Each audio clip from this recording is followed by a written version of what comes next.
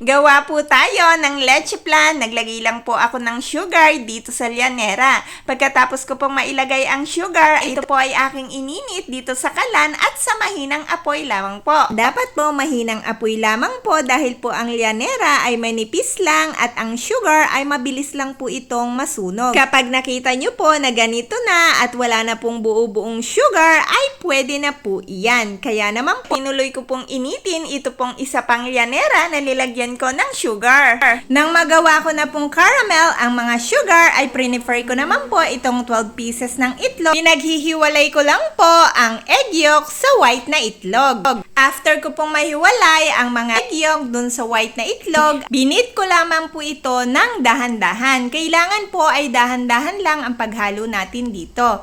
Then, nag-add po ako dito ng condensed milk. Pagkatapos ko pong mailagay ang condensed milk, ay hinalo ko lamang po ito, pero dahan-dahan din po ang paghalo dito, hindi po kailangan sobrang halo. Then, nilagay ko po ang evaporated milk. Hinalo po ulit ng dahan-dahan, pagkatapos naman po, ito po ay lalagyan ko ng lemon. Dahil wala po akong kalamansi, kaya naman po lemon ang ginamit ko. Pagkatapos ko pong mailagay ang lemon, ay mag-a-add po ako dito ng vanilla essence. Ito po ay tumutulong para maging mabango ang ating mga desserts. Hinalo ko po ulit para mag-combine po ang lahat ng mga ingredients.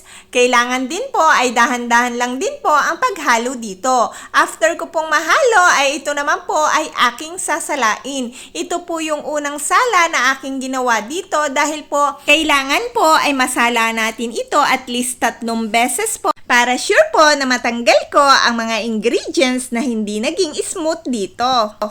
Ito na po yung pangalawang beses na sinala ko ang leche flan. Pero yung pangatlong beses po, kapag ito po ay sinala ko, ay idediretso ko na po ang lagay dun sa llanera na ginawa kong caramel yung sugar. After ko pong mailagay sa llanera, ay nilagyan ko na din po ng aluminum foil itong llanera para hindi po siya pasukin ng tubig. At dapat po bago ilagay sa steamer, dapat kumukulo na po ang tubig ng steamer.